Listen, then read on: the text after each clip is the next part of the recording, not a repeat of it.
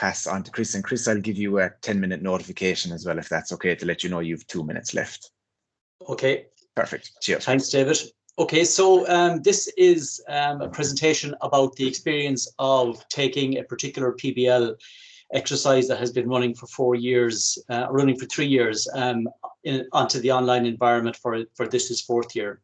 So this exercise is called LULITMI. I'll explain what LULITMI is in a few minutes.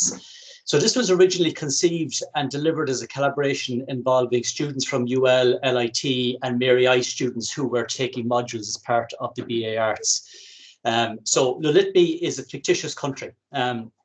We didn't have the ability to transport the students like Ger was doing into a prison. So if I had a large budget, we could have flown them all over the world. But we created this fictitious country where students are challenged. So this is a public administration module. Students are challenged to come up with ideas on how a country's democracy and administrative system should operate.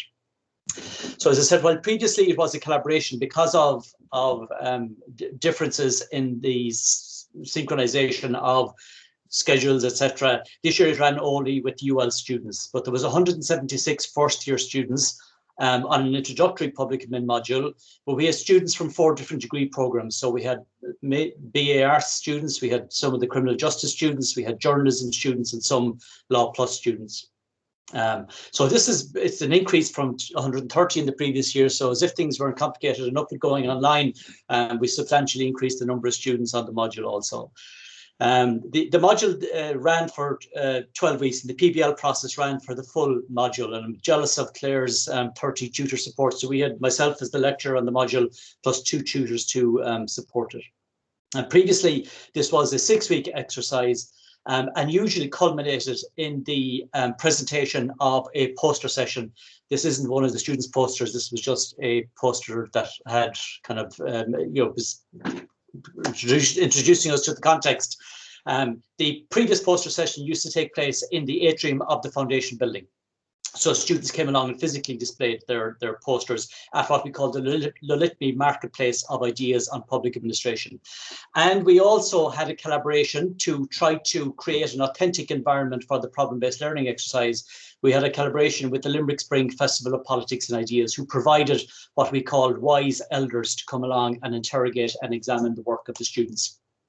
So in terms of the reason why we do this, I'm not going to dwell on this, but basically it's to try to meet calls in the literature on public administration to train public servants in areas and issues around democratic governance. Not just for people who are going to work in the public sector, but for people who are going to have to engage in the public sector, which is all of us. And some of the literature on this talks about trying to develop new definitions of leadership, theoretical analysis for students about how democratic governance fits, and then visions of how democracy can work with when principles and strategies are applied. So these were all some of the kind of academic elements that we were trying to get students to engage with. From a PBL perspective, I suppose I worked from a constructivist learning environment, following Jonathan's work on this over the last number of years. So without dwelling extensively on this, there's 3 core elements, I suppose, in the framework that I think guide the way that the whole process was set up. There's focus on the learning context, which in this case is obviously provided by the single module now being online instead of face-to-face. The second is the policy context. So for us, the policy context in this case was provided by the Sustainable Development Goals, because we felt this is I suppose it's a process, it's a policy context that the Irish government has signed up to, that governments all over the world have signed up to, that UL has signed up to, and it was a very useful policy context for this exercise. And then we had the problem representation and resolution context, which, as I mentioned in the past, had previously been done face-to-face, which now had to migrate online. So what's the problem? So the students were presented with, I suppose, this as the first introduction to the problem. So LULITMI, a new democracy is forming, and it's an exercise in democratic and administrative innovation. So the brief that was given to the students is that LULITMI, you can see it, we went to great expense with a marketing company to come up with the LULITMI title, basically the initials of UL, LIT and Mary I in some kind of a strange order. So LULITMI will become the world's newest independent country after years of external control, and it's going to it set itself up according to the UN Sustainable Development Goal frameworks. And the mission for the students is to act as a panel of LULITMI experts to advise on what principles and policies should inform the development of the country. So the students were set up as the national experts. They are citizens of LULITMI to advise on how the country should develop. So students worked in their expert groups with 4 or 5 other expert colleagues, and each of them was given a thematic issue related to democratic and administrative systems. So overall, we were working off 23 different themes, and all of these were again embedded in the Sustainable Development Goals. And where possible, there was a direct relationship with the program of study. So all of the criminal justice students had topics around, you know, the policing system, how to choose judges, equality before the law, dealing with youth offending, rehabilitation versus punishment, all of those kind of issues. So we, in as much as possible, we tried to develop themes that suited the students' area of research. So they were asked to come up with principles and proposals around their specific themes, and were asked to reminded that all of their ideas, principles and proposals were to be evidence-based and should draw on best practice in other countries. So we're trying to encourage their own independent research, obviously, which is a core element of PBL. So the 5 challenges and responses that I've identified for this presentation were about motivating engagement, providing support, adapting modes of presentation, ensuring accountability, and monitoring progress. And an overarching, I suppose, challenge was about recasting the entire module. So I had done a number of courses last February, but also then during the summer on online teaching, online, of course, and you know, based on those, I suppose I completely redesigned the modules using the ABC framework, creating clearer lines between outcomes, content, activities, and assessment, and then making extensive use of rubrics to communicate expectations around marking and feedback. That seemed to be particularly important in this online context because greater clarity was needed for students. So the first challenge and response, engagement. I'll explain the dog in a second. He didn't just happen to randomly appear on the slide. So the motivating engagement was the first one. So in this case, the PBL exercise ran over 12 weeks instead of 6 weeks. So we had to double the time we had to maintain student engagement for, which in the online environment, of course, is a bit of a challenge. But because I was trying to ensure that we would have connectivity with the students during the module, we deliberately extended it over 3 weeks. All lectures and tutorials on the modules were live, which in my opinion was crucial about maintaining engagement because it allowed some brief check-in around the PBL issue during lecture time as well. The 12 weeks was also used to create 3 weeks of a foundational element on group work at the beginning. So the students were clearly oriented towards the expectations of group work, whether it's about contracts, whether it's about maintaining records, whether it's about freeloading. All of these issues were made very clear in those first 3 weeks. The online space certainly involved increased clarity and volume of written PBL guidance material. So I seem to be producing some kind of a new guidance document every day, every week. As I mentioned, we had course-specific problems. We had specific monitoring of engagement, both at tutorials, but also had a midpoint check-in in week 7 where student engagement had to be identified and confirmed. I also emphasized heavily personalizing the online learning space, which is where the dog came into it.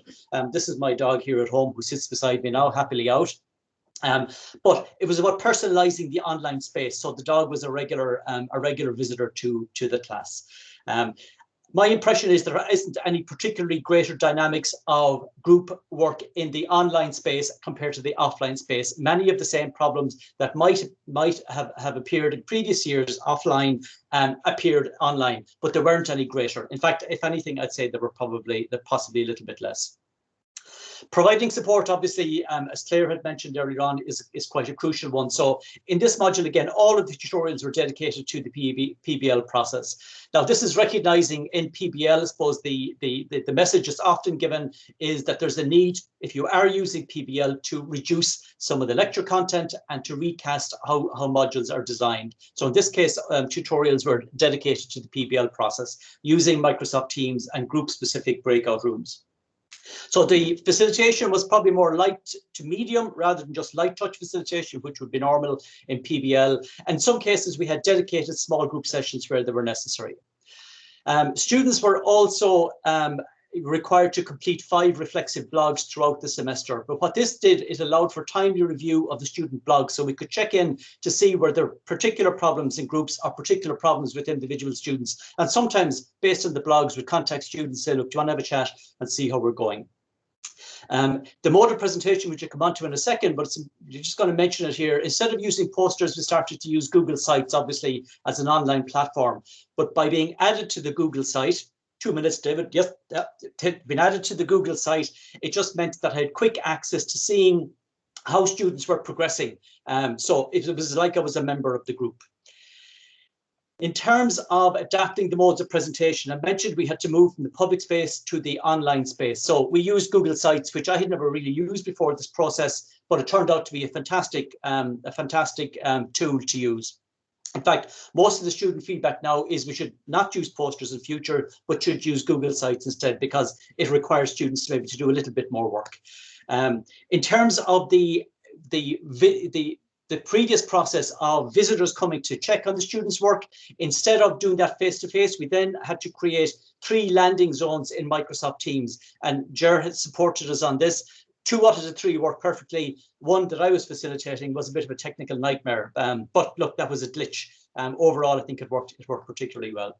Accountability was a key issue for us on this. So we had contracts between students that had to produce minutes of each meetings. I mentioned the midpoint engagement check-in. All of these were important elements to try to ensure accountability in the online space. Generally, the feedback from the international experts and students was very positive. We had a 25% feedback on the set evaluation, which is much higher than any of the previous years in this. And the average lecture, module, and student item responses were 4.67, 4.52, 4.28, which again were much higher than in previous years. We have 800 blogs from the students to be able to use to reflect on this. So we got a lot of feedback. I've just included some comment here, and I'll make the slides available. Early conclusions. So PBL, in my view, worked well in the online environment and was quite positive. And there were some minor technical impediments. Certainly, the feedback from students suggests positive pedagogical outcomes. I'm not quite sure whether the particular online conditions were unique and whether it could be replicated. We had a captive student audience in this case, so I'm not quite sure how it would be if we didn't have a captive student audience. I'm also not sure whether it would work in the blended environment. It might work particularly well, I suppose, in situations where students were voluntarily online as opposed to enforced. I'm about 30 seconds over, David. My apologies. I'll leave it at that. Thank you. Very well done, Chris, and thanks a million. There's a lot to get into that 12 minute slot. There's a huge amount